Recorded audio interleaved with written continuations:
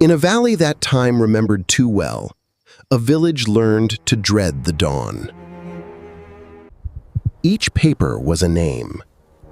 Each name was a morning they did not survive.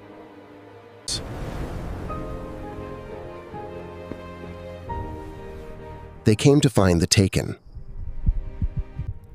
The old woman had stopped fearing it. That was the most frightening thing of all. The map knew things the village had tried to forget. Maps always do. It did not hunt them. It simply waited at the boundary of the dark and the light. The village had learned to survive. But survival is not safety. It is only endurance. He had not come for the village. He had come for one face among the vanished, and he knew it. The footprints ended because it did not take them walking. It took them at the dawn. One more step. When it looked at them through the fog, Seraphine finally said the name it carried. Just once. The Dawnwalker had stood at the edge of that village for longer than the oldest stone in it. She kept his laugh the way the sea keeps ships, somewhere beneath, where the light does not reach. They entered the forest at the hour when the forest was most awake. They knew this. They entered anyway. The compass knew. It refused to point anywhere a compass could honestly go. They had been coming to this clearing for generations.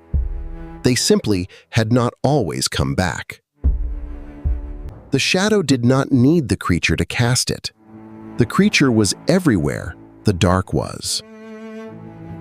It was not watching them with hunger. It was watching them with patience. There is a difference. The difference is worse.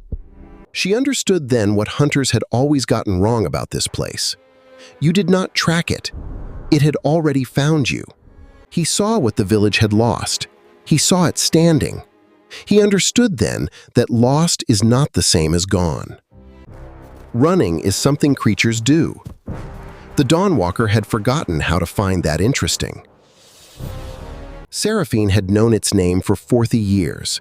She had never said it until tonight. Names are invitations. She said, give it back what it came for, and perhaps it will take no more. She had tried this. It had not kept its word. The dawn took them gently. That was the worst part. There was never any struggle. There was never any choice. Everything was still because they had not left in a hurry. The Dawnwalker gave them no reason to hurry. It simply called, and they came. They stood in the morning light, the taken, upright and unhurried. They had been discovered.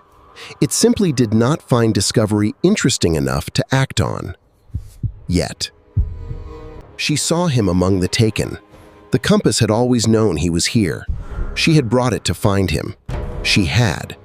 He had one question left. Was what he saw in the forest still Corvin? He chose to act as though it was. That was enough. They went back, not because they believed they could win, because there was someone in there who knew their name. 3 things in a clearing: the ancient, the lost, and the living who had come to ask for the lost back. The ancient listened. The arms rose as they had always risen, at every dawn, in every century, too close to the stone. She walked toward it not because she was unafraid, but because she had decided that fear was information, not instruction. She looked into its eyes and found that it was not empty. She found that it had been full. He crossed the clearing toward the shape that wore his whole reason for being there. 3 feet away. 2. 1. It offered its open hand, not to take, to show. The Dawnwalker is gone. The figures are gone. Only the stone remains. It isn't what we expected. They walked out of the forest as people who know something walk hard, carefully, and with their eyes forward, and without looking back. Grimhallow survived each morning by choosing at every dawn.